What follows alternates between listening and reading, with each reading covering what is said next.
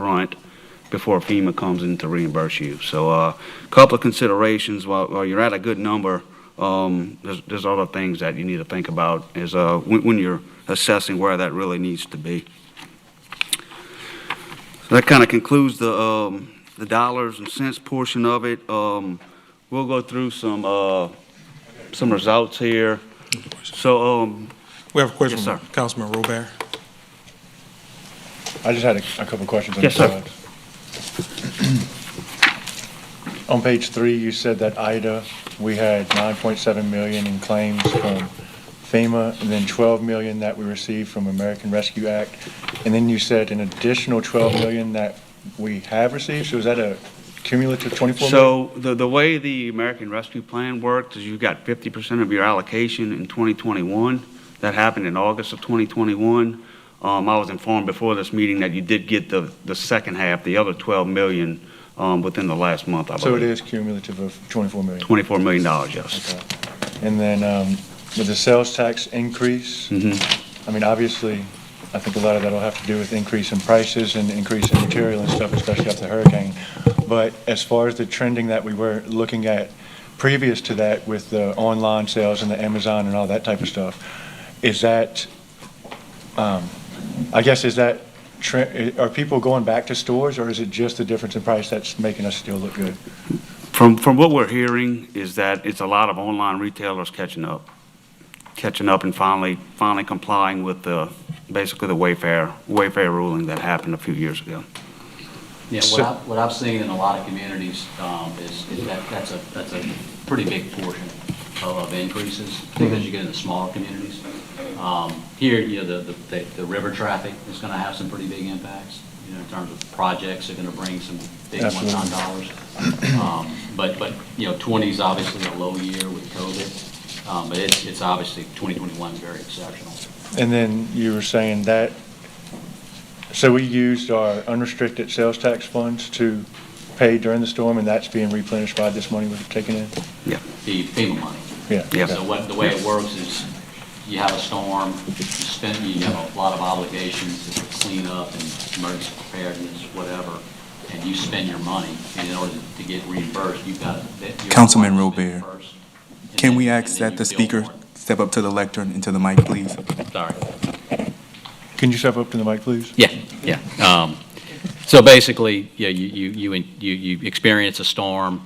You have a lot of obligation for debris removal, cleanup, that type of stuff, and you have to front it. So you front the money, and then the FEMA will reimburse you at some later point. And then in my time. last question was, you said we had a gross of 297 million, but I see 285 million. So where's the other 12? Yeah, so there's a slight difference between cash and fund balance. The second page is fund balance. Gotcha. So there, basically the difference is some payables that you owe vendors. That we haven't, yeah. Yeah, we haven't. yeah. They typically work in sync with each other. All right, Yeah. thank you.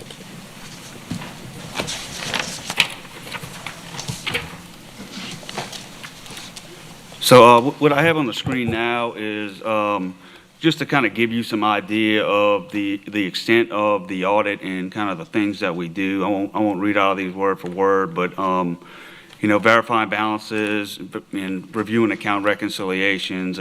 Also, from an expenditure side of things, we do look at some randomized selections of expenditures, some targeted expenditures, as well as credit card utilization, travel reimbursements, and things of that nature. Personnel-wise, we do review documentation in their file, verifying wage rates and things of that, things in that capacity. Again, we do look at internal controls throughout the parish. We do not look at each department every year, but it's on more of a random basis just to kind of keep up with what's going on and how you're operating.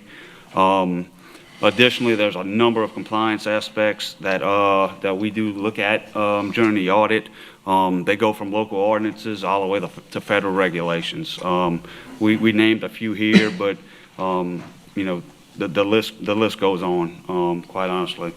But in this capacity, some of the bigger ones are the single audit requirements for federal grants. We do a single audit basically each year. That's determined by the amount of federal funding you get. And happy to report here that we did not have any findings or reportable items in regards to federal expenditures. So that did come out cleanly. So kind of some of the results up on the next slide. You know, on our reports, we do issue 4 opinions on financial reports. The first one is an opinion over the financial statement. You had an unmodified opinion. Basically, that's the best opinion that you can obtain under an audit. Then you have 3 other opinions that are more compliance-oriented. One under governmental auditing standards. Secondly, Paris Transportation Act. That is a state-related item. And then, as I mentioned, the internal controls over major grant programs. All 3 of those were additionally unmodified opinions. So we have all clean opinions, the best opinions that you're going to get under any audit that you will receive. Yeah, there was a lot that we went through, a lot that Parish is doing right. From what we're seeing, you know, for the size of your operations, all the policies, procedures, things of that nature, or you're doing what you need to be doing. So there's a lot of good that's going on that we do not disclose, in this audit as part of our standards. Also, to report on two items from prior years, we did have 2 reportable items last year, as you recall. One was the utility billing related to ACUD and PUA. We did go revisit all of those items and all of the controls there and review documentation onto the matters that we reported. We did not have any issues in the period of time that from when we alerted management to the problems to when we tested. So we looked at random adjustment on accounts, random billings, things of that nature. Everything checked the box that we thought needed to check the box. So things have been cleaned up over there. And then last year we did have a ethics matter. We had no instances of that to identify this year. Additionally, last year we did have a couple of management letter items. If you recall, travel policy, the multi-year budgeting recommendation, and also Human Resources Department, some documentation there. Travel policy has been working on, so we were happy what we were seeing there. Multi-year budgeting, your finance department did start to multi-year budget with the capital project funds, so that's the first step as we recommended to go in that direction. And also HR, HR has probably been in the best shape that I've seen it, you know, in the last 5 or 10 years. So they've done a lot of work in the Human Resources Department to get things straightened out on that side. On the other side of things, we do have a couple of reportable items that are more probably technical in nature, but they are what we would consider non-compliance with state law. The first one is a violation of Local Government Budget Act. Basically, one of the things we have to look for is at the end of the year, your revenues versus your revenue budget, if it's in an unfavorable variance of 5%, or if your spending is in an unfavorable variance of 5%, it's considered a non-compliance. We saw nothing wrong with your budget process. Finance is monitoring things. In this instance, the 2 main reasons here is in the 3rd quarter of 2021, the investments didn't quite perform as they were expected to. Basically, market fluctuations in that case. It did cause some variances that were outside of the 5% scope there. So that was one reason. Secondarily, there were some capital project spending that was actually accelerated. So you're spending it faster than you thought you were going to spend it, which is probably a good thing in your situation with the funding that you have. So very, very technical in nature, but unfortunately, it's a black and white line here, and we're required under state law to report this. Second item is public lease law. Basically here, when a government enters into a lease, there is some requirements to go out and obtain quotes to rent that space if it's on a long-term basis. Again, some technical items here, but there was one instance of this that we came across. So that's the two reportable items that we have reported this year. The only thing I wanted to add, Jacob sort of touched on this, but you know, one of the things you look at this report, it's 400 pages. You got a lot of activity going on. It's really a big business, you know, when you look at the numbers. And yeah, so there's a lot going on behind the scenes that really people don't see. And so from our point of view, you know, what Jacob was getting across with, you know, the slide before this, you know, those are some high-level things we look at, but there's more. But from a financial and accounting point of view, you know, there's a lot that can go wrong. And to have two really non-systemic, technical type of matters, I mean, you got a lot more going right than you got wrong from those two vantage points. So. Happy to answer any other questions. Yeah. Only have one more. Joe? The market variance, the market was down, which caused that third quarter. So how are we looking now, considering the market is equal to when it was then, if not worse? I'll have to defer to staff on where we're at. So we typically, during the budget cycle, start looking at these. And so last year we did amendments in November. And in this situation, the market went down kind of in November and December. So we didn't predict that, and we had already done our amendments. So as part of this process, we're going to try to do maybe a better job of predicting if we can, but we're trying to look at these. But we were going to wait until July. It's so much volatility right now, and that's one thing we've discussed. This historic volatility has not been in place as long as we can remember. And so if you look today, it might be totally different. Talking to our financial advisor, I mean, things are going up, 40 basis points in a day and then back down. Exactly. So it's hard to try to look at it exactly right now. So but hopefully in November, you're thinking? Yes. So in November, you're going to see an amendment that, as we do with the normal budget process, to try to address wherever we're at that standpoint. We've even had some discussions, if things go negative, how do you do a budget amendment if you budget zero when it's negative? And again, this is when they do market to market. This isn't actuals. This is what the market says it's worth at that time, which we hold on to these and we get a fixed rate. So there's a lot of factors going on here that we're going to try to address, because if we think it's going to be minus, how do you handle that? Do you budget negative? So when they say technical, we're going to be dealing with a lot of technical issues, and we're going to be talking to these guys to make sure we do the best we can next year. And historically, it's really not been a problem. I mean, your investment return has been more predictable, and I think most of us can attest that it's just a weird time. It's not a historical time. Yeah, exactly. But it is historical, right? Yes. Councilman Kessa? Yeah, thank you so much. Jacob, I appreciate your report. I apologize for my being late. I'll get with you about what all you talked about earlier. I just want to, one thing I heard that I just have to point out how pleased I am to have heard it. When we talk about our HR department being in better shape than it's been in a decade, that's music to my ears. I think most people can remember that for every year of that decade, I was asking, how do we get HR up to speed? This is a place that we need to be doing a better job. And so I want to compliment the administration, the finance department, and the HR department for, stepping up. And I look forward to reviewing this, and if I have any questions, I'll get with you after. Yes, ma'am. Councilman Cagalati?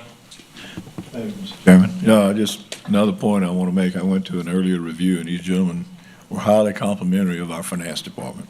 And Clint, super people doing a great job, very conscientious of what they do. So I think kudos to them as well. Thank you. Councilman Lawler? Yeah, thank y'all, and I apologize for being late also. Wish somebody would do something about traffic in this parish. As far as y'all may have gone over this, but differentiating, and I heard Councilman Robert talking a little bit about it, income coming from the internet sales that we're getting, are we able to pull that out and find out exactly how much we're getting? I think your the sales tax authority has that information. They will not release dollar figures to us. Okay, hopefully they'll release. They would to you. Yes. Yeah. They make to you.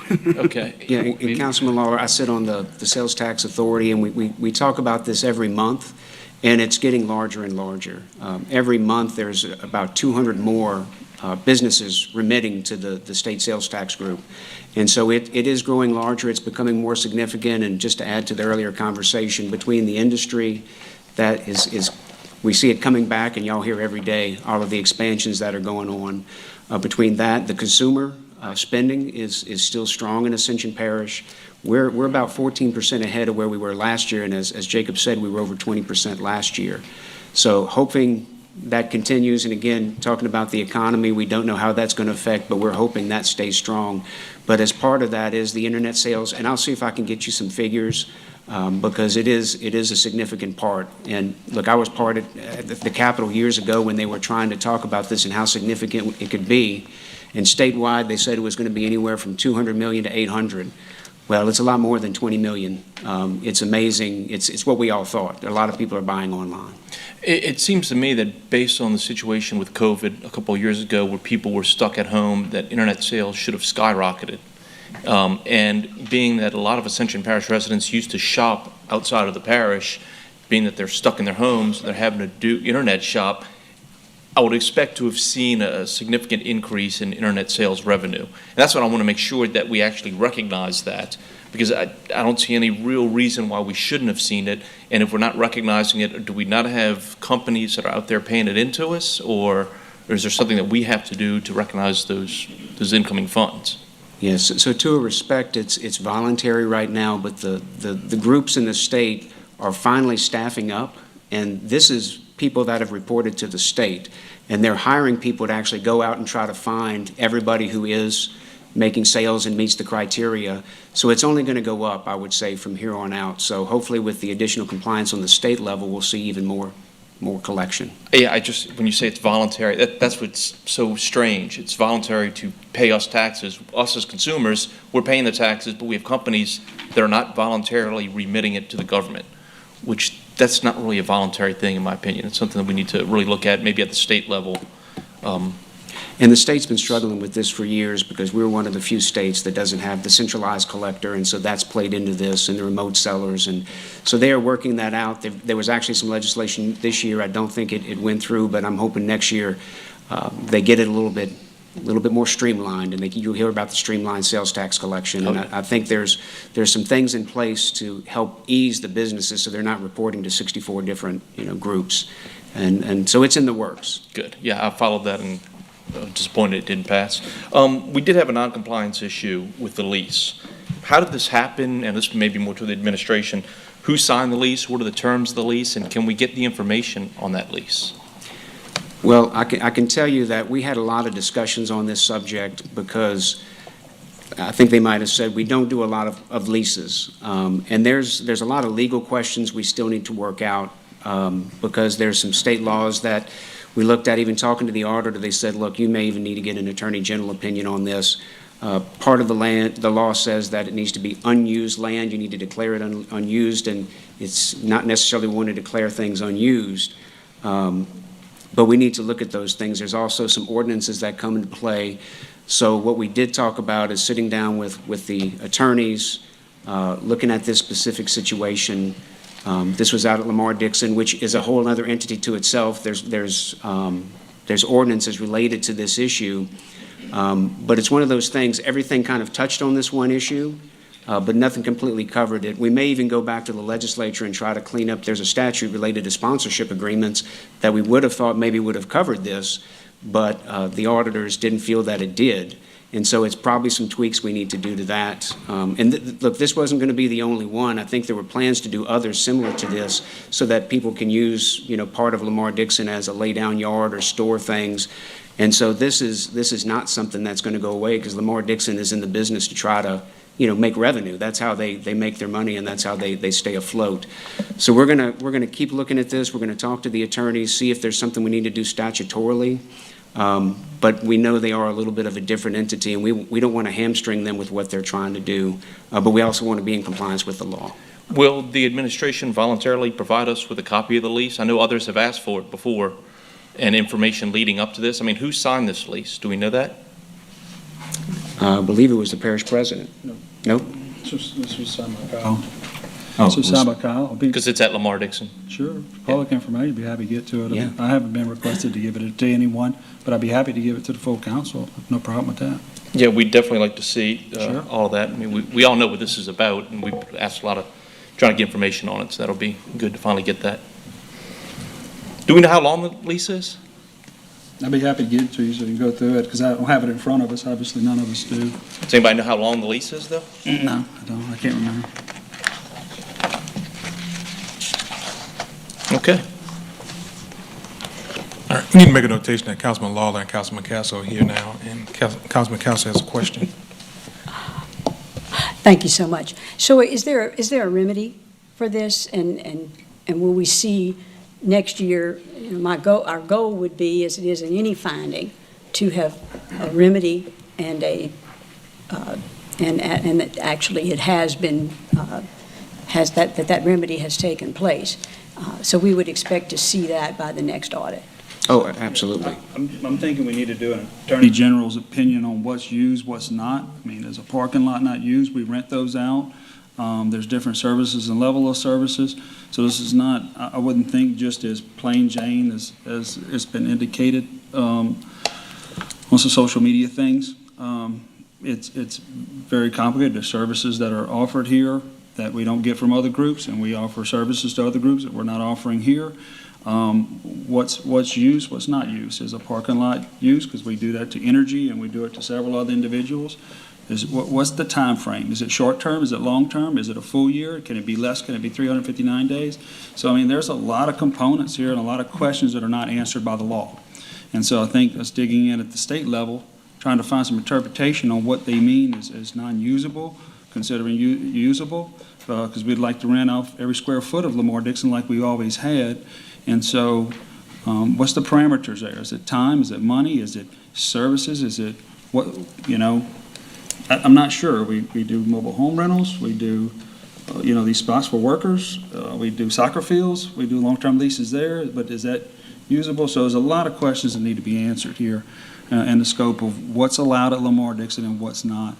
And that's what we're going to look into. And I think even with the auditors, they said, look, don't go cancel this today. There's so many questions that we need to look at, and we don't want to cancel something and then maybe the Attorney General says this is fine based on, it's a RS 5130.41. Maybe that covers this. But those are the kind of things we need to look at before we really do anything. And that's why we're going to go through this process. And so to answer your question, yeah, we're going to start immediately looking at this to try to get the right answer so we don't do the wrong thing. We would appreciate that. Certainly, I think we need to have a consideration. And auditors can probably speak to this better than I could, but it would seem that any lease we made with a contractor outside of parish government would have to have a market rate, not just something we made up. We set all the lease, or we set all the fees and all of the rental agreements for Lamar Dixon. This body sets those, and so in the least, I would expect at some point a recommendation from the administration on what the rate ought to be to, if it is indeed legal to rent space to an outside contractor, then we would need to set the rates.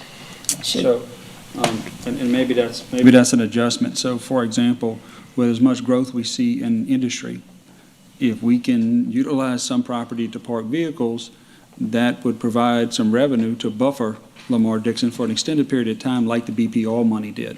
Yes. And so you try to take advantage of these things.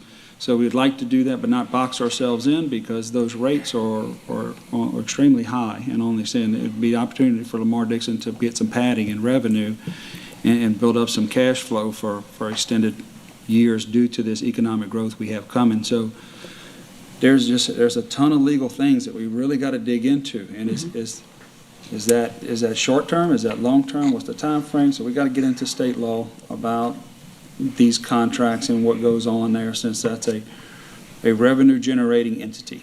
So we can expect, sir, that you would get to us a fee schedule, what these contracts ought to look like, and especially, I love the idea of using Lamar Dixon for all the benefit that we can achieve from it. But it needs to be transparent, it needs to be at market rates, and those rates need to be approved by the governing authority. Sounds good. Thank you. Councilman Kagan-Lolly.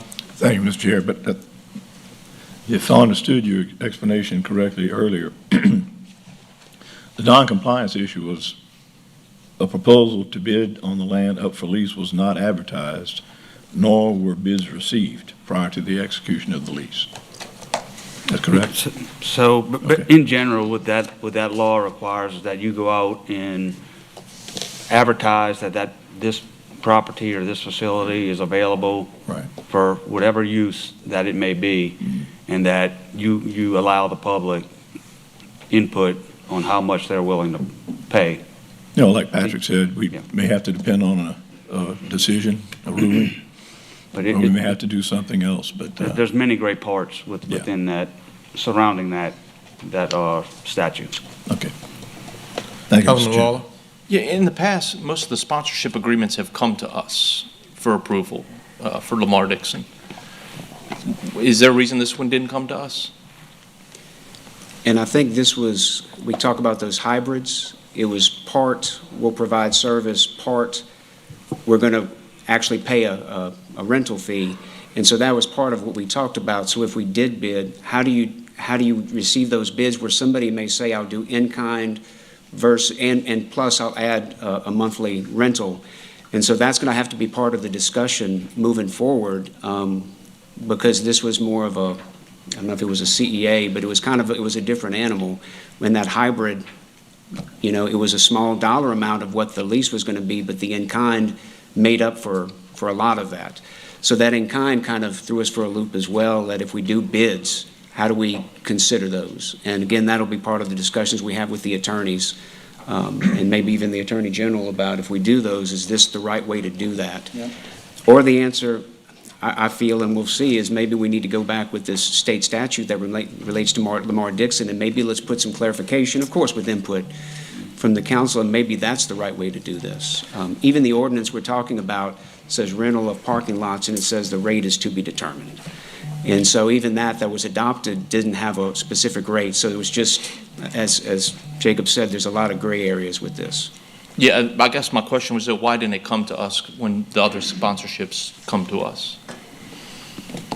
Y'all don't know? Okay, thank you. Councilman Malonzo.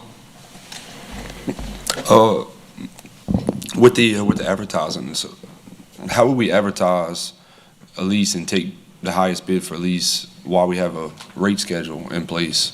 I mean, which one would supersede the other? Say if we charge $10,000 a month for this piece of land and the highest bid we got was $7,500 a month, but we have an ordinance in place saying, you know, where that doesn't meet criteria. So which Yeah, so supersedes the other? This item was not listed in that ordinance. It's a to-be-determined rate Okay. for one, but there's some situational things. I'll look at a 1 to 2 to 3 day rental or a week rental different than a longer term type rental. And I think to answer your question is that you would, if you bid it and you set some parameters and the bids didn't meet the parameters, then you just reject them, would be the process. Okay. All right.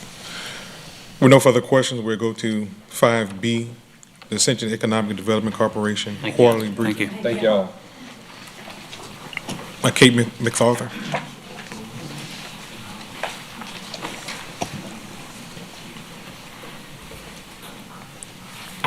All right, good evening. I'll try and keep it quick. So we have 5 project announcements so far this year. It totals about $1 billion of new capital investment and 238 new permanent jobs. As you see, we had Rubicon and Huntsman, Skyfall Biologics, Origin Materials, and Westlake Chemical all announcing that they would be investing in new projects here. And then, as usual, our project pipeline has been very active. So we have 43 projects that we are working. The A projects, as always, are ones that are making a decision within the next 12 months. So while these are fluid, these 13 will either make a yes or no pretty soon, and that represents just over $6 billion and over 700 new permanent jobs.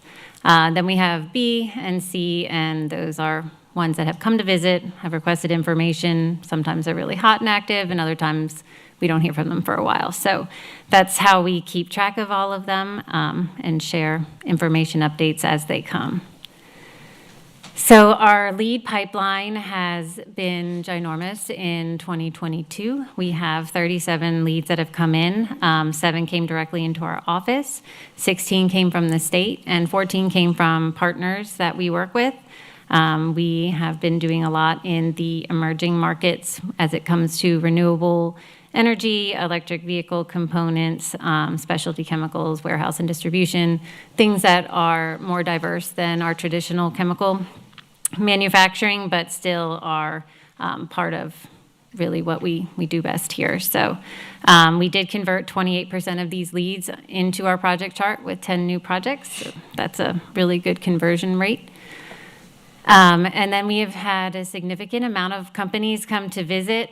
We have had another one that came today since this presentation was made, and one that's coming tomorrow. So the majority of projects are looking at Geismar, but we have had a significant amount looking at the Riverplex Megapark and the Modest area of the West Bank. And then our business retention and expansion program is still trending strong. We are on target to meet our 40 existing companies this year. As always, we ask them what is the best part of operating in Ascension, and then if there are any challenges in operating, what would those be? So the accomplishments are new locations, increased revenue, always safety program and awards that are won. And the challenges are always traffic. And this year, more than ever, has been a lot of workforce issues. So not only with keeping employees, but also with getting the correct employees hired. So that's been an unusual standout from other years. And then we continue to work on site development. We have been working on the Economic Development District with you all since last December. We are trying to introduce a plan in September to continue on our work with that public infrastructure financing tool. We did complete a road study for the Donaldsonville Industrial and Technology Park, so we have a good idea of what it would cost to build out the remainder of that park by having access into the remaining acreage. And then we have one site that is finishing up certification now in Germania, which is in the Riverplex Megapark. And then Mulberry Grove is pending acceptance into the program. So that's another site in the Riverplex Megapark. And then we continue with marketing. We are still working on our videos. We have started the second one. We finished 1 day of the 3 days of filming. We are hoping to finish this up at the end of this month and then have this video out to everyone in September. We are working off of Councilman Melanson's fame and celebrity status from Dancing with the Stars, and he is starring in this video as well.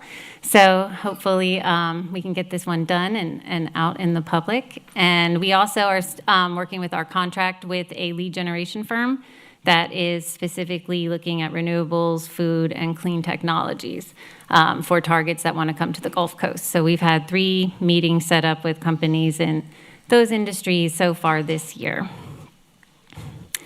And then we like to always leave you with this slide that talks about how many jobs have been created since AEDC started operating and how much investment has come in. So you guys can see the return, which I think you probably heard most of in the auditor's report. So open to any questions.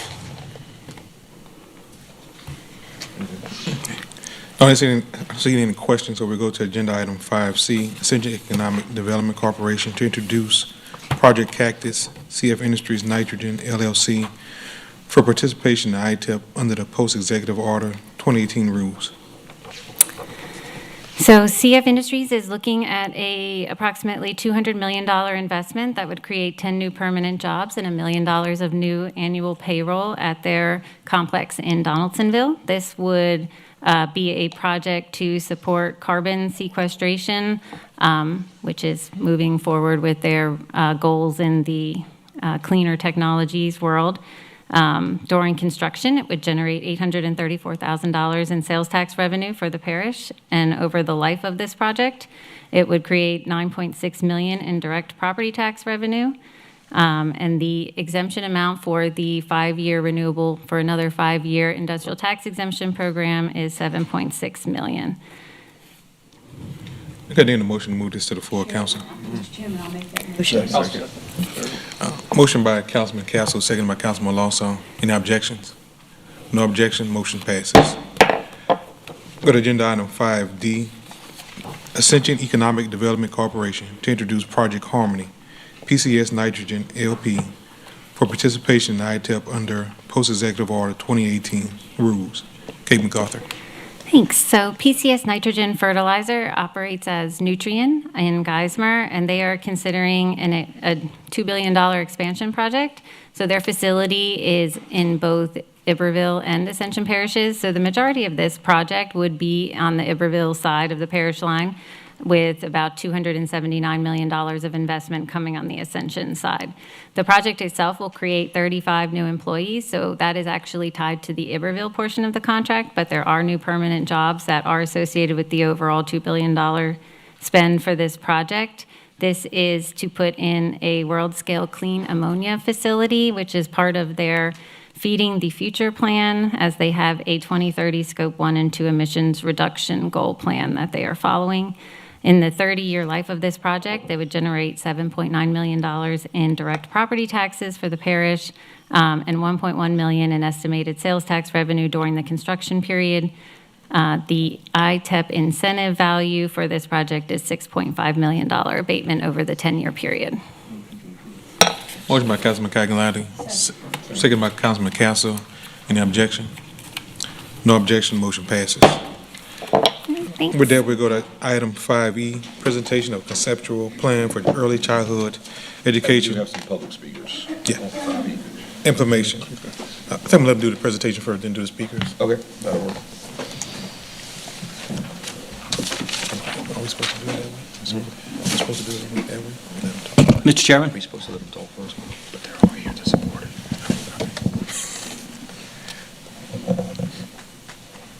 I prefer we let the other two go first. I'll be honest with you. No, the two, 5.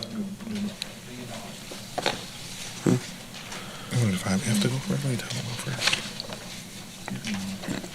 What you talking about, John? What you? Did she cover C and D? Yes. Yes. Oh, okay, perfect. Well, that's good. Yeah, we're on item E. All right. Mr. Chairman? Yes. Members of the committee, item E on tonight's agenda is just simply a quick update on where we are and where we're going with early childhood education. If you don't mind, Bill and I are going to do a little duet tonight on this presentation. To date, this is where we stand. We have demolished the old abandoned West Ascension Elementary School on the West Bank near the WAG Center. We've completed our community outreach, and with the help of Representative Ken Brass, we were able to make adjustments to the legislation that just further cleared up the way for us to reprogram this money from a punitive approach to juvenile justice, and that was building prisons for kids, to a more preventative approach. I promise not to belabor the well-documented upside of early childhood education, but I do want to kind of go over what some of our goals are. And we've had this discussion before. Everything we're trying to achieve is based out of the Perry Preschool Study, which was a study that was done and started in 1968. Basically, a progressive community took 200 kids, they divided them in two groups. One group got early childhood education, the other group got access to no early childhood education. And essentially what they've done is they followed these kids through life. And so right now, if you Google the Perry Preschool Study, it would be the Perry Preschool Study at 60, I believe. They're 60 years old. In fact, they're now analyzing the impact of early childhood education on their kids. So it's quite interesting. And so I'm just going to run through some of the findings, if I can get this to work. So essentially the findings were threefold. One, The academic achievement, it closed the achievement gap in low-income communities. You can see the percentage of high school graduates of those 100 kids who participated in the early childhood education was 70% compared to 54% of those who did not. The other component was an increase in socioeconomic status. So you can see the percentage of kids employed at 19 that participated in the program compared to those who didn't. They also made considerably more money and worked more hours than those who didn't. So at the end of the day, they were tax producers and not tax consumers. And I guess the real reason we here, and the reason we're using the Juvenile Justice Fund to fund early childhood education is basically the impact that it's had on the criminal justice system. So when you look at those who participated in the early childhood education, and you followed them through age 40, only 7% had been arrested 5 times or more. When you look at the non-participants, it was 35%. So a huge difference. And also, too, it's a function of finances. So the cost of this early childhood education program was $15,000, a little more than $15,000. They actually go back and they take each one of these groups and they look at what they saved as a result. And you can see just the benefits from the education outcome was $7,300, and that was basically kids not having to repeat multiple grades. Once again, when kids repeat multiple grades, that's a cost to the school system.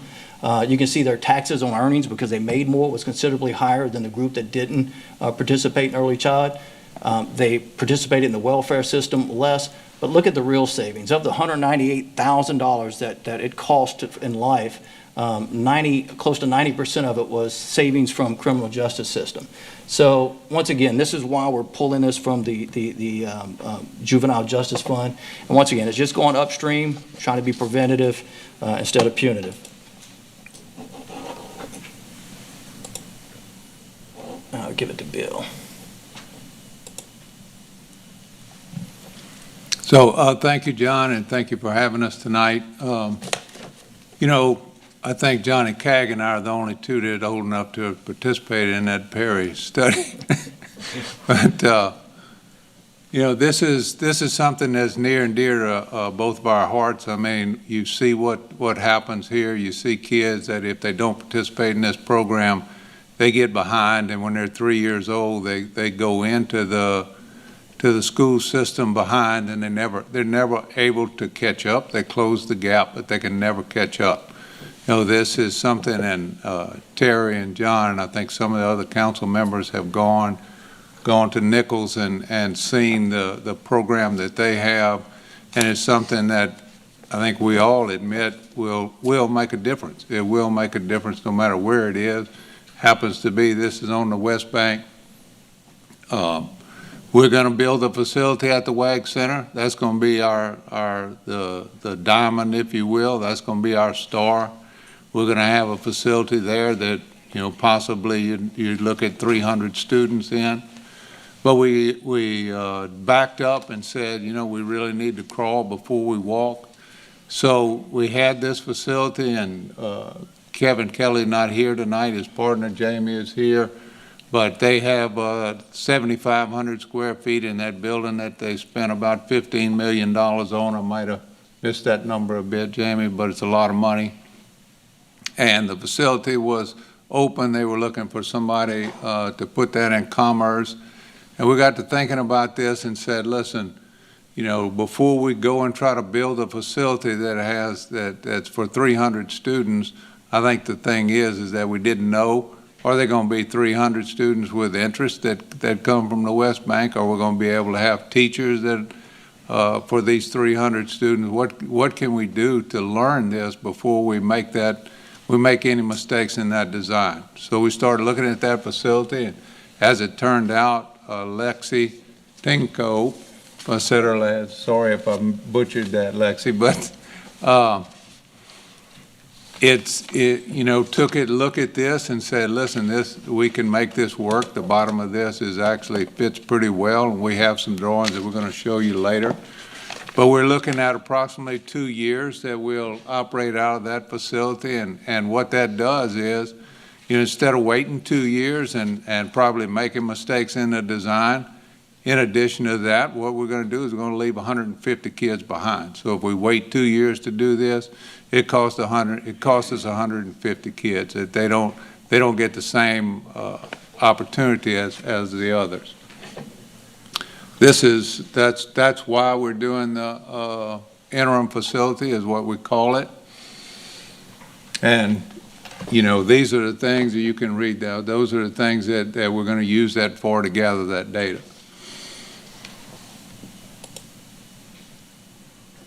So again, and John, I think was very clear on that. I think the number is you're 5 times more likely to be incarcerated if you weren't in that program than if you were in the Perry preschool program. So, it's and the amount of money that was saved because not incarcerating people or them not being part of this juvenile system, then it's a tremendous amount of money that we spend every year trying to punish the kids that are in that. So we said, look, the best thing that we can do is to not need these juvenile facilities. It's to have our juveniles to where they're good citizens, and they're not ones that we need to be incarcerated. So we took the money from there, as John had noted, and it's gonna cost about $400,000 a year to fund the operating part of that for these 72 students. Here's our schedule, and might be a little bit aggressive as far as the modifications that we're going to do to the B. Lemon Center, but if you're familiar with commercial real estate, we're going to finish that out to what they call a white box. So there's going to be, the necessary things that are going to be there, and then they wait until they get a tenant. And the tenant, you go in and put the things that are specific for you. So, we're going to do these modifications, and again, Lexi is the one that's doing that. We have a contract for her later in this process, but she's the one that's familiar with this. She's the one that's done a lot of work on the west side. She's doing the library. So, a lot of experience in that area, and those modifications, we say, will be complete about September.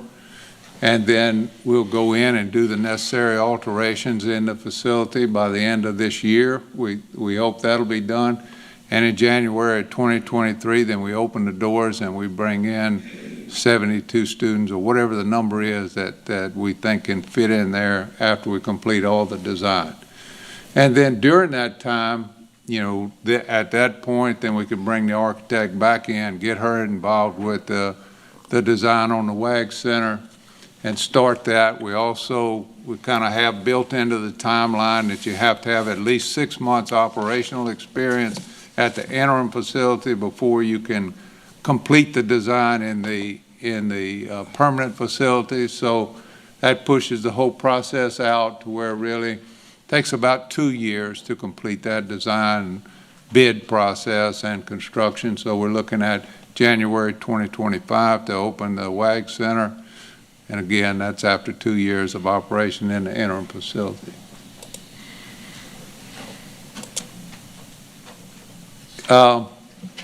So we wanted to take a minute. I mean, this is actually part of what's in the package for the third agenda item that we have, which is we have a less than $50,000 contract with Multi Studio, which is the company that Lexi works for. She's doing the design at the library across the river. Her company specializes in not just education, but early childhood education.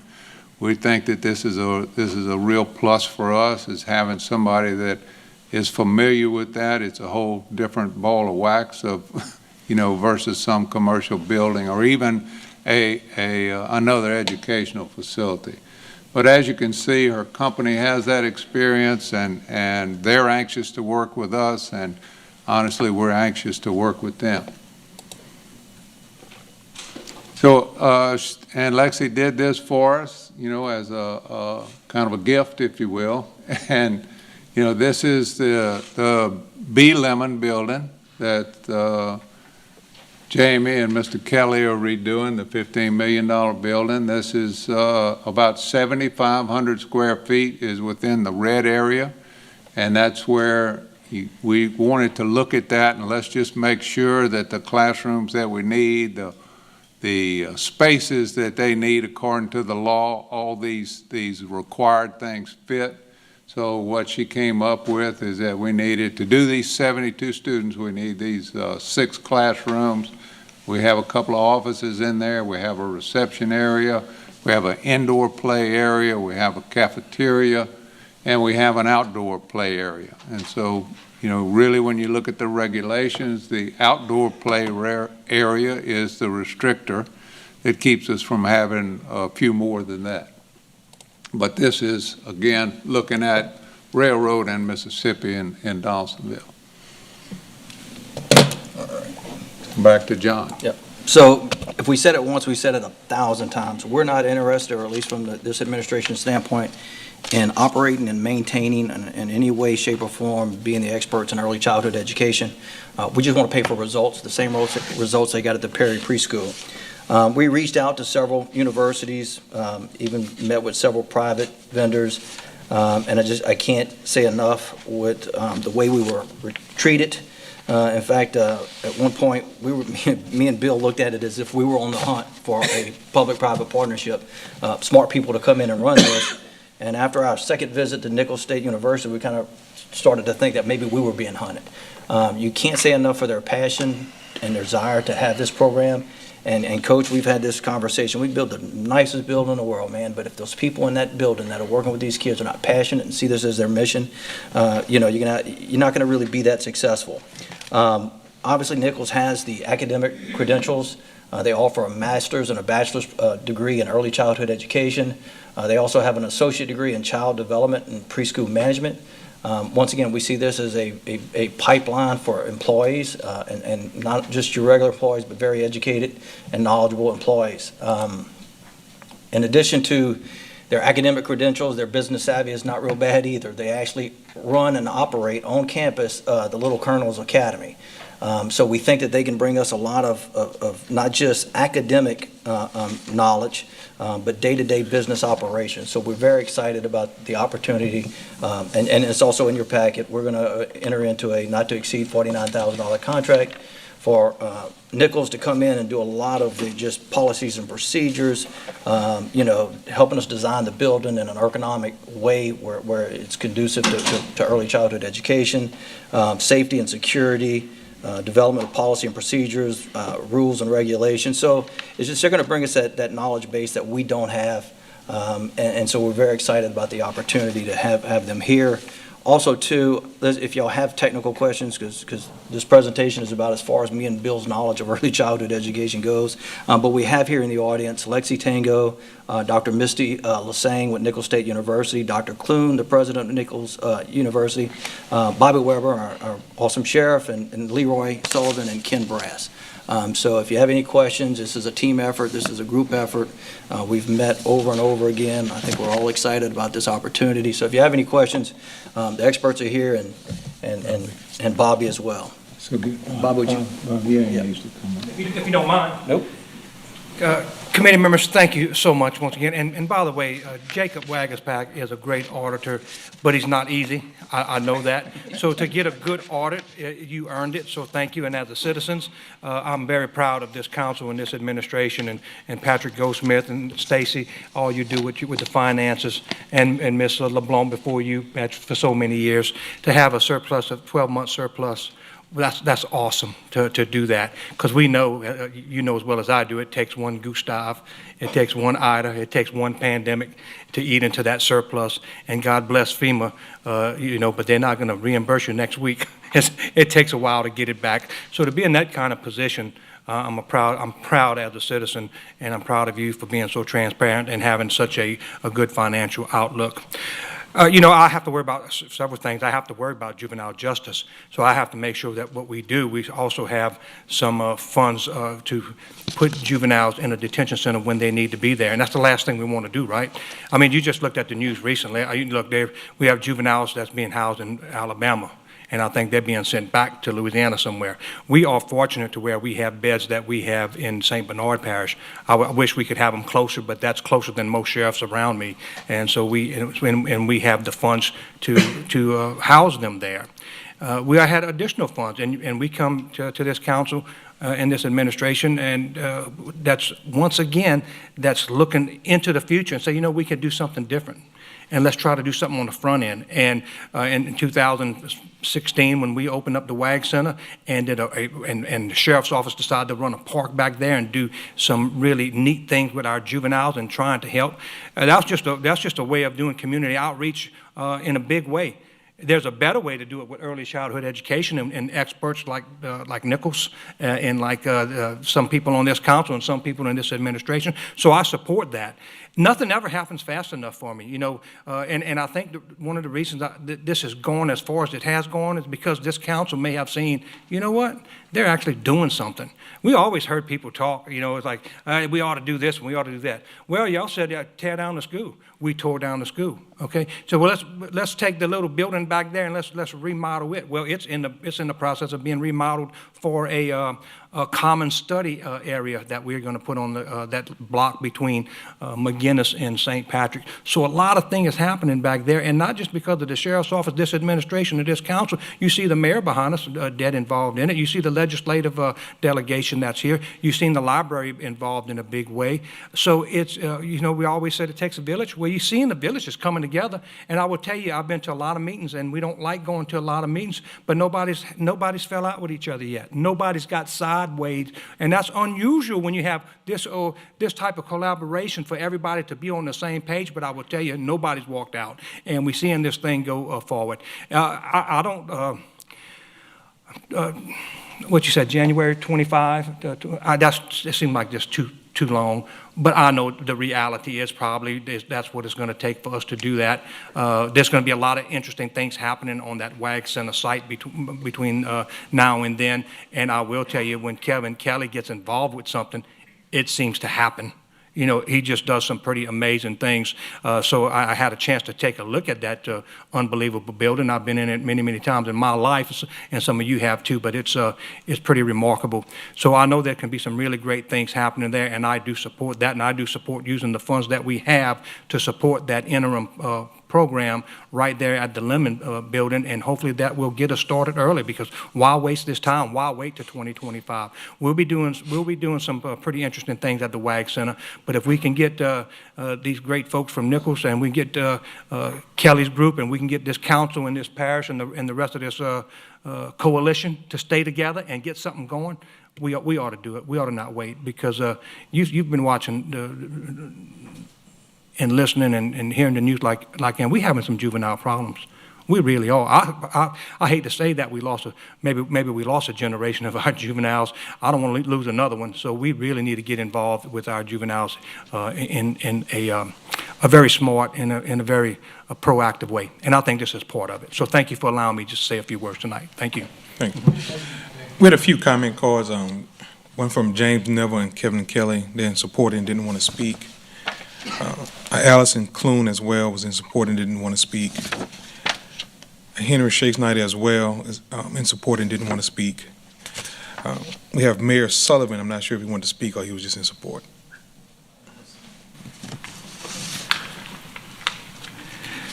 Good afternoon. First, I want to say when John was talking, he said we have Bobby Weber, the sheriff. He's saying we have Leroy and Ken. All right, so I guess we just the tag along with the sheriff. But I'm the mayor for the city of Donaldsonville, and I would like to just regress a little bit to say when the auditors gave their report, when you look at over 400 plus pages of audit work, and you had 2 findings, you know, that's tremendous work. But I want to applaud this council for saying, wait a minute, how do we improve on that? So hats off to y'all for doing all of y'all due diligence as well. When we talk about the early childhood learning center, I'm a part of the steering committee that gets to have a lot of input on what we're going to do and how we're going to do it. And just being a part of going to Nicholls State University, seeing their facility, how it's operated, and also being a part of what Kevin Kelly is doing in the city of Donaldsonville, it makes me very proud as the mayor to know that we're headed in the right direction. I think that when you talk about having a facility, a smaller facility at the Lemon Building, I sort of look at that like a business that's getting ready to open up and doing a soft opening, where they want to make sure that they get everything right before they do the large opening, right?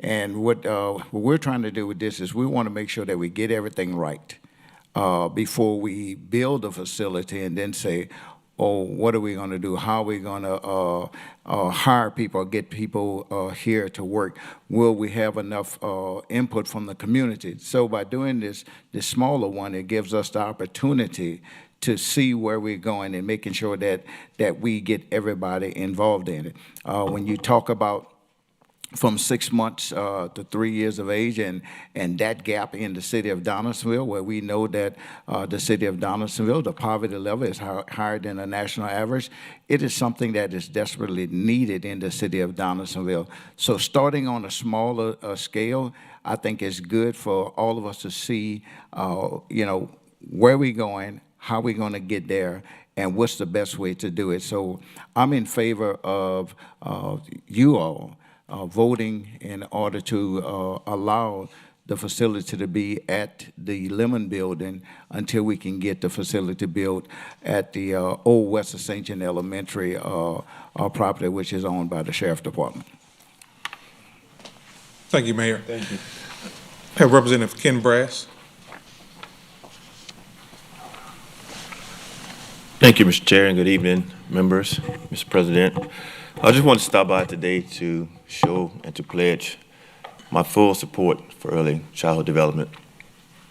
As a member of the Louisiana House of Representatives Education Committee, I travel across this great state and visit a lot of school boards, visit with many superintendents, and early childhood development is probably one of their top priorities as far as implementing programs. I would just like to personally and publicly thank you guys, the council, the administration, for your vision, in addition to the sheriff, the town of Donaldsonville, Nicholls, and everybody who's playing a major part in bringing this together. At the end of the day, this is a game changer. I'm gonna say it again. This is a game changer not only for the West Bank of Ascension, which incorporates Donaldsonville. It's gonna have a huge impact on Ascension Parish, on the river parishes, and a huge impact across this great state of Louisiana. Right now, the eyes are on Ascension Parish. This is one thing that's unique and never has been done before.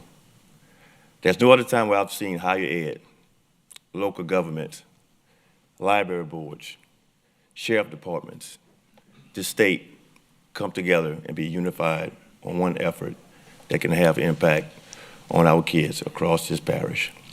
As Mr. Diaz mentioned, this is an investment that's ultimately going to allow Ascension Parish to see a cost savings on the back end. So I just want to stop by and say thank you, and to note this is only one piece of the puzzle. We're actually having conversations where we have allocated funds that we are going to start a satellite, River Parish Community College, on the West Bank in Donaldsonville. And it's going to be the hub for St. James, Ascension, Iberville, and Assumption. So our goal is to teach our kids from birth to 3, work with the school system to get them from K to 12th grade, and then ultimately have them some training and job opportunities as they become young, productive citizens. So thank you guys for your continued support, and we look forward to working with you guys. Thank you. Thank you, Representative. Thank you. The last speaker we have Mr. Donald Sanji.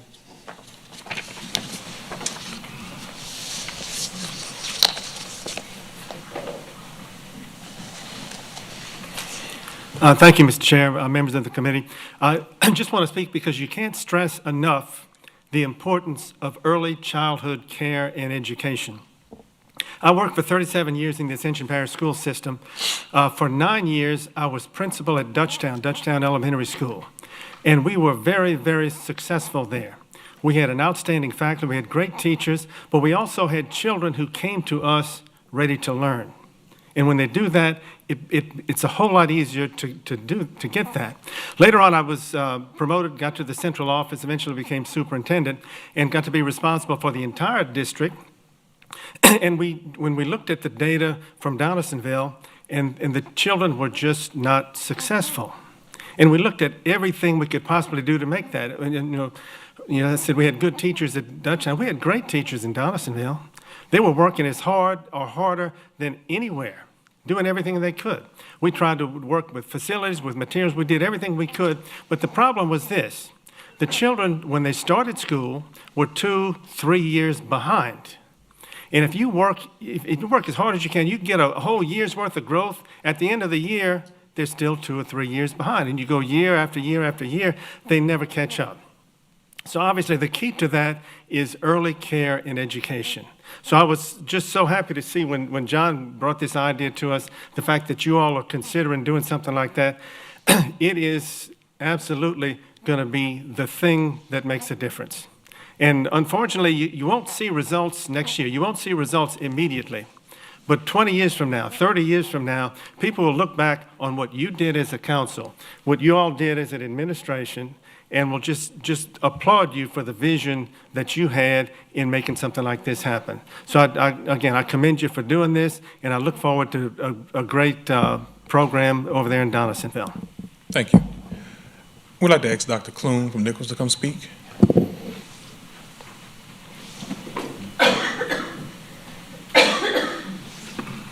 Thank you. I'll be brief. Allison and I are in support of our early childhood education, helping Donaldsonville any way we can. That is our backyard.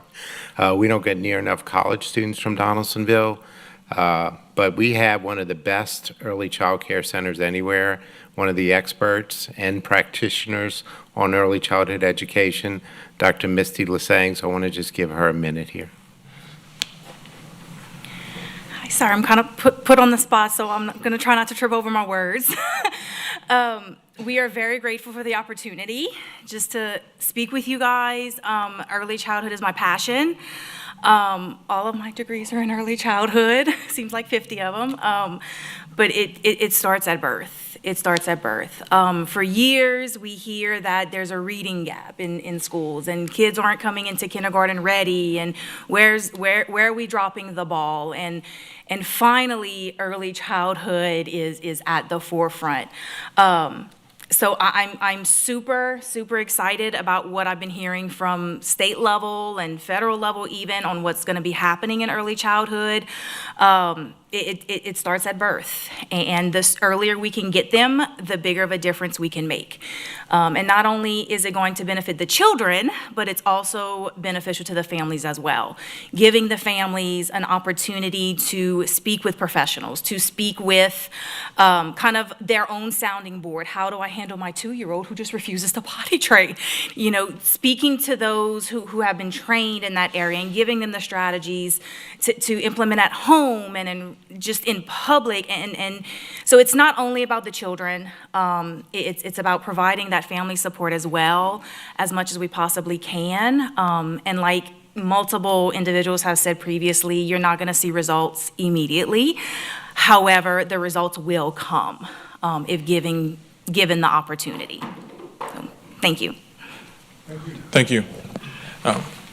Councilman Casso? Yes. I'm so excited about tonight. This is a long time coming. And so I thank the administration for taking up this project and rolling with it. The libraries, the sheriff, the Nichols, my goodness, what an amazing program. The mayor of Donaldsonville, for just all of you for supporting.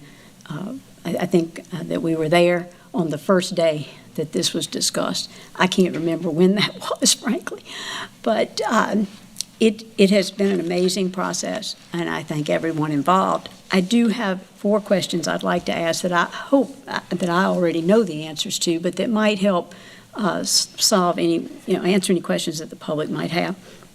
The first is, the sheriff mentioned it. Do we have from finance the assurance that the juveniles that we need to house in an incarcerated status, that we will not affect the funding for that program. That's correct. Thank you. So secondly then, the West Bank is a great pilot, but there are pockets of at-risk children all over Ascension Parish. And so what I'm asking you to assure me is that this is a program that can be replicated on the East Bank, and that anytime we are working and developing processes and procedures that we consider, that those will need to also be implemented at some point in time in the future on the East Bank. Yes, that is correct. Thank you. So I also have, obviously the cooperating entities are supportive, and so that includes the library board, the sheriff's office, the city of Gonzales, the city of Donaldsonville. So I'm very excited about that. So that was my third question already answered. And the fourth is that it is important, I think, to this program that it be implemented as soon as possible at the WAG Center in the community where this need exists. So while I'm in full support of an interim program, I want assurance that we will, at the earliest opportunity, practical, move this to the appropriate place in Donaldsonville so that it meets the needs of the most children. Yes, that's the idea. All right, thank you. I thought all that was clarified, but I just wanted to make sure I understood it and everybody else did too. Certainly all of this is going to have my support. I ask my fellow members of this council to support it, and I look forward to working with them and all of you to see it come to fruition. Thank you. Okay. No other questions? No. Okay, where? Tell me about the West Bank. Coach. Really thought I wasn't going to say that. Come on, Trevor. We talking about the West Bank. He wouldn't lit up. I represent the West Bank. Yeah, man. I am the representative. We are the representative of the West Bank. I say Joel and myself, but this situation with the early childhood, I truly very much appreciative of Mr. Diaz, and also in him talking to the past president. I know those two was daily in conversation in doing this, and John taking the spearhead, or taking the head of it, moving it forward, along with the administration, looking to do this on the West Bank of Ascension, where it's badly needed. And again, the position that we are in, and the opportunity that we have, and the participants that'll be making this thing happen with the sheriff department, the library, and the school board, the initiative, and the Ascension Parish spearheading it. And again, I should say, the West Bank is in dire need of so much. And at this point in time, I should say that we have a lot of things that's going on at this point on the West Bank. And I want to thank each and every person that's participating, again, with the sheriff and the library and the school board. It's very exciting to know that we'll be having early childhood center on the West Bank, along with some other stuff, working with the B. Lemon, Mr. Kelly, moving forward. So again, I'm very excited. I appreciate each of you all that we've been working together and making sure that things are at hand. And I would be very permissive to leave my mayor out. We appreciate him supporting and being on board and working together. And my state representative, Mr. Brass, we thank you for your support and all that goes on the West Bank. So again, working together, doing things together, I think we get a lot done in that direction. Again, Mr. President, I salute you again. So things are going well on the West Bank. So we appreciate it. It may have taken a long time, but again, we are at a point to where we doing, things are going well. We appreciate it. Thank you so much. Thank this council also for supporting the West Bank. Not that you don't, but I appreciate the help. Thank you. Councilman Lawler. Yeah, I just want to actually commend Representative Brass because he said something that was really important, that this is one piece. This is one piece of the puzzle. Because this is going to give a lot of young parents an opportunity to be able to get out the house, get some job training, so they can go be productive members of society and not having to watch kids, which is a very hard thing when you also have a family to raise. So that was very important. Thank you for going out there and getting that. Long term, hopefully this can turn into something where it's early childhood development. We're also combining with the state to provide people with training and parental training, because I can tell you, a lot of this, we heard it starts at birth. That's the parents right there. We got 2 years before they get into this. Parental training is so important, and I know we have a lot of young parents. Unfortunately, there are a lot of young single parents in Donaldsonville, and it's too much on them sometimes. If this can be used to get out of that cycle. Daniel Patrick Moynihan had a study a long time ago talking about the importance of having a father in the family, and Judge Turner has got a system going on. I say, look at it, it's his son. He's not a judge, not yet. But he's doing something right now where kids that get into trouble, he brings them into a special program, a 4-week program. I know Sheriff Weber is working on that also. All these little things that we're doing are really going to help change the tide. So this is one piece, and thank you, Representative Brass, for saying that, because it's just one piece, little piece of a puzzle, but it's going to expand and help everybody. That's all. Councilman Robert.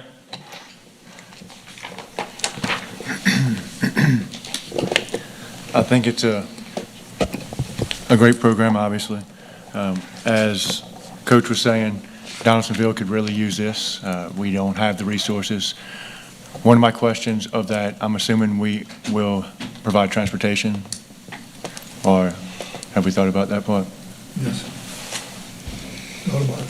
That would be part of the soft opening. This is unique in so many ways. This Yeah. is not a daycare center in Prairieville where everybody works 8 to 5. This may be 6 to 10 at night. And so that's part of the reason we want to do the soft opening.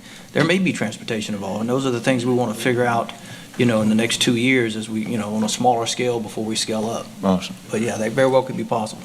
I think that's very important. I also think that this is offering social skills to these children, as opposed to, staying at home. Whenever you have mom's working or dad's working, taking care of things at home when they're home. I mean, they have interaction. I think that moving this over to the East Bank is also very important. I think it's the right way we're doing it, having the architects and Nichols and having this all streamlined and having it all documented as we go. Because if we had these satellites in those specific parts throughout the parish where it's very accessible and to where we can make a difference. And I do thank the sheriff. I thank you, Mayor. I thank you, Representative Brass, Library Board, everybody.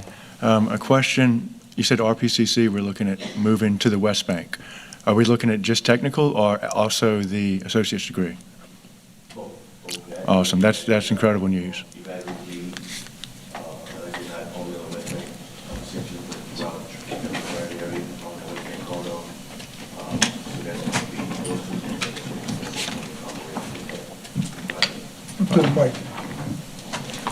Mr. Brass, can you repeat what you just said in the mic? Word for word, preferably.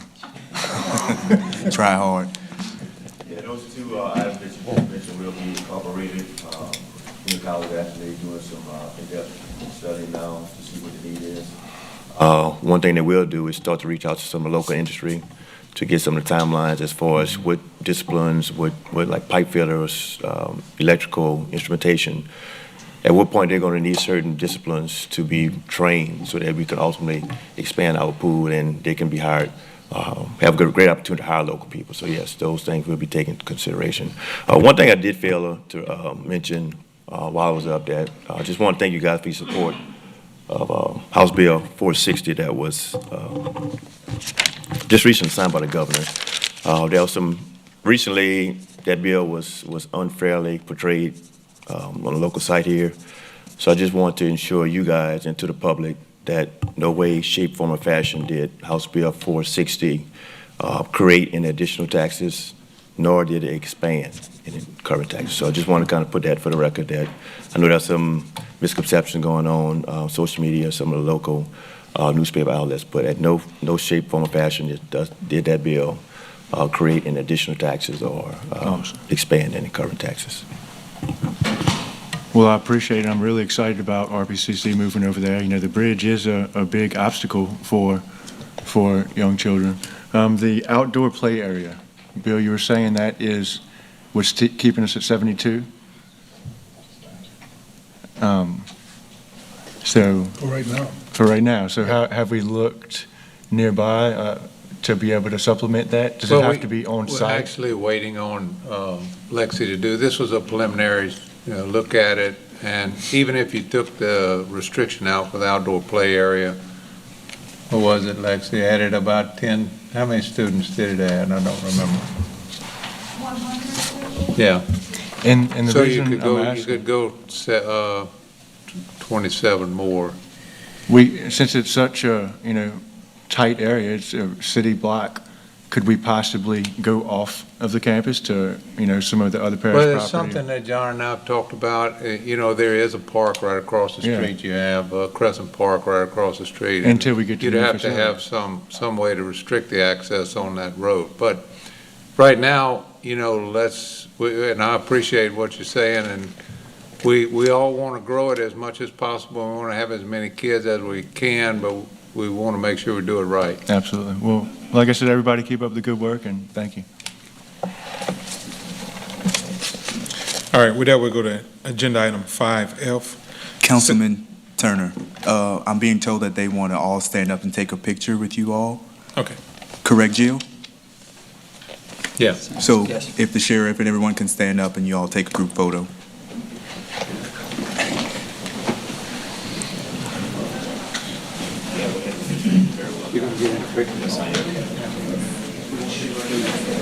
Right down. Gotta get to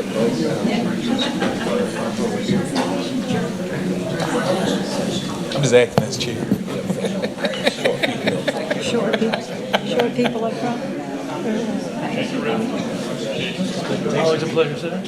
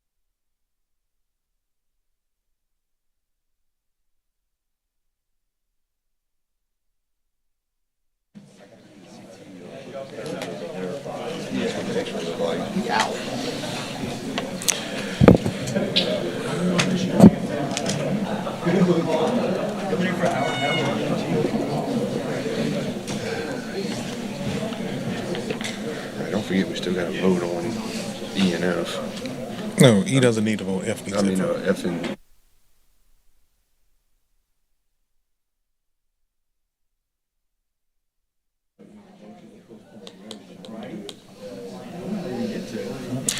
With that, we'll go to agenda item 5F, consideration of sublease agreement with Donaldsonville Developments LLC. B, limit. Make a motion to.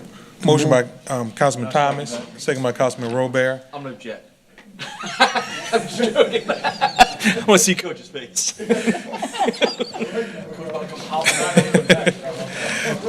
With no objection, the motion passes. Go to 5G, advice of agreements under $50,000 with Multi-Studio Architects and Nicholls State University for early childhood. Motion by Councilman Malausso, second by Councilman Robert. No objection, motion passes. 5H, approval of Amendment 1 to master contract for professional services between Ascension Parish Government and Resourceful Consulting, LLC, for the Early Childhood Development Program. For the motion by Councilman Robert, second by Councilman Cagalati. No objection, motion passes. 5I, approval of renewal of participation agreement with St. Bernard Parish Sheriff for the housing of juveniles at the detention center located in St. Bernard Parish. Motion by Councilman Malausso, seconded by Councilman Thomas. No objection, motion passes. Approval of 5J, approval of cooperative. Motion by Councilman Lawler, seconded by Councilman Casso. No objection, motion passes. 5K, approval of cooperative endeavor agreement by and between Ascension Parish Government. Motion. Second.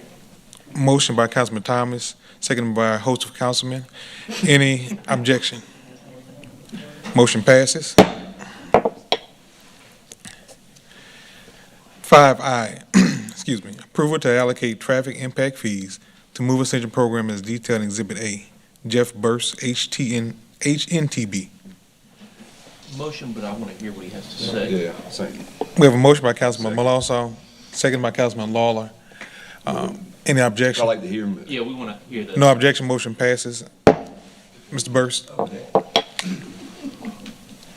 Chair, committee members. In front of you, you have a list of what has been proposed, working with the administration, working with planning and the finance group.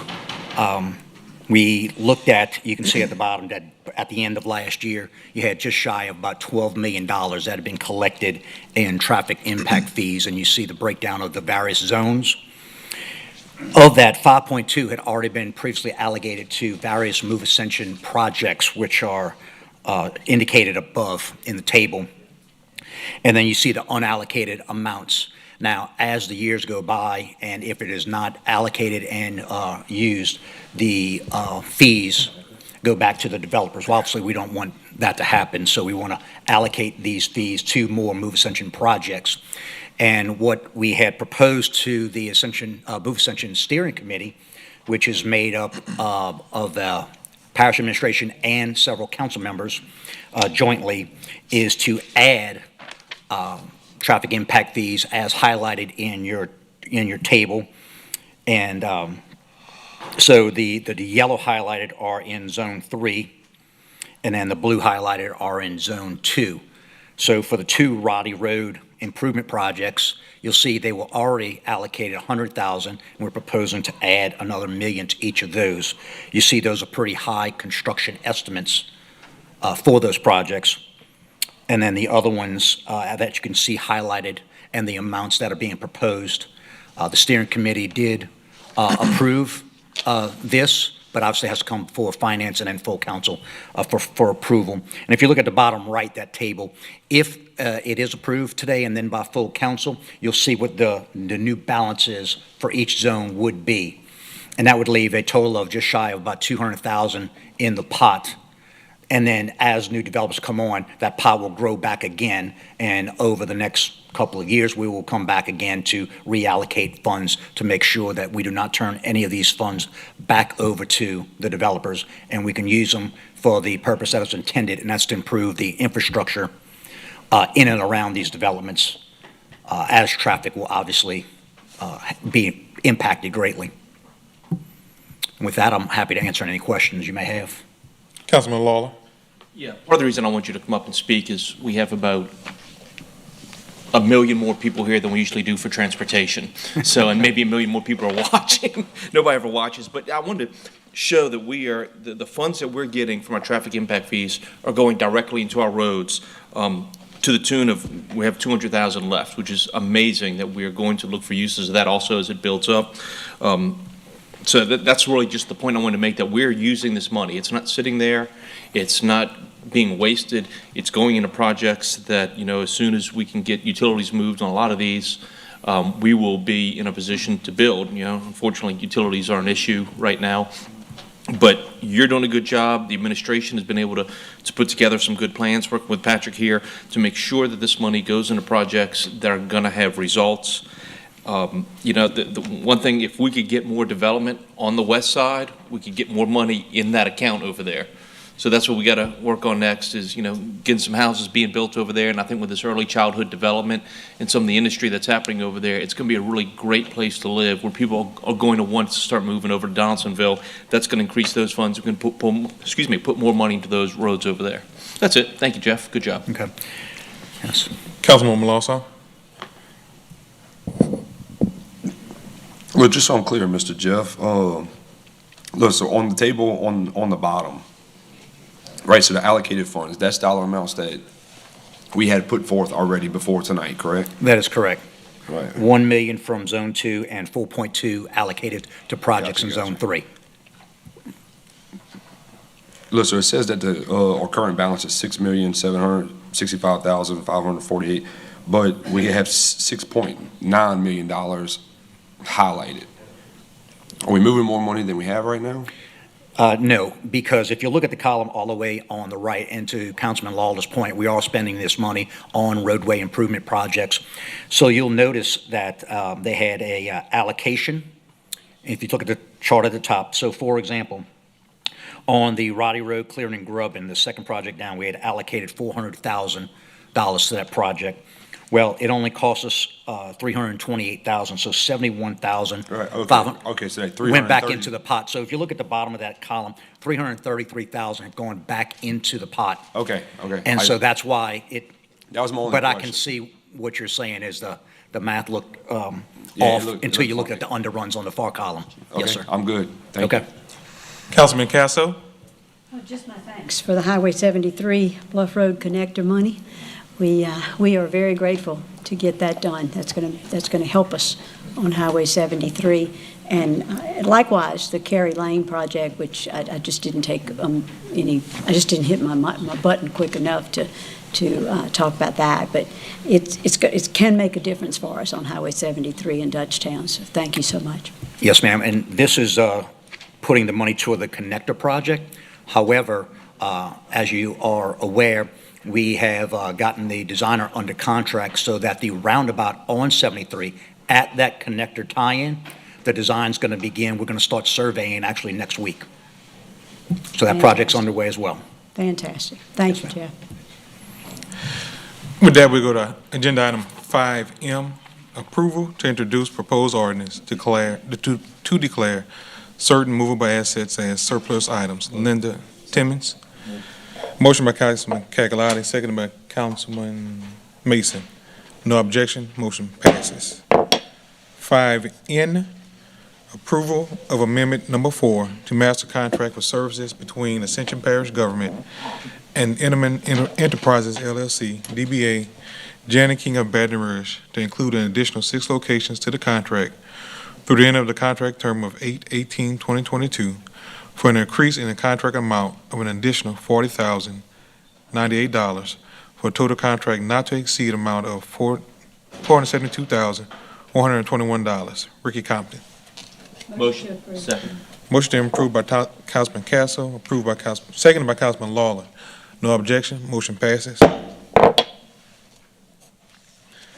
5O, approval of renewal of master services contract between Ascension Parish Government and Inman Enterprises LLC, DBA Janet King of Baton Rouge, for an additional year through August 18, 2023, for a total contract amount of $965,216. Motion. Motion by Councilman Malonzo, seconded by Councilman Casso. No objection, motion passes. 5P, Approval of agreement between Ascension Parish Government and Rebecca Bombett, PMHNB-BC, nurse practitioner, to provide psychiatric and medical services. Motion by Councilman Lambert, second by Councilman Malonzo. No objection, motion passes. 5Q, approval of amendment number 1, approval of amendment 2 to master contract for professional services between Ascension Parish Government and Thompson Consulting Services for disaster debris monitoring and related services for an increase in contract for an additional $250,000. Rachel Wilkerson, OEP Director.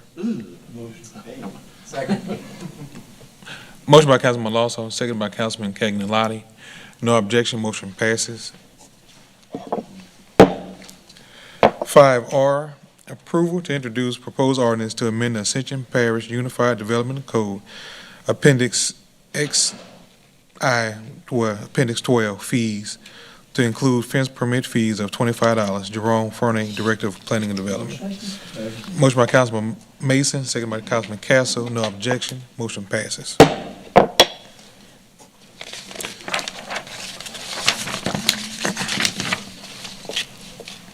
5S, approval of amendment number 7 to master contract for professional services between Ascension Parish Government and McKim and Creed LLC for utilities, general engineering, and technical support services to extend the original contract term an additional year through August 3rd, 2023. Second. Motion by Councilman Mason, second by Councilman Thomas. No objection, motion passes.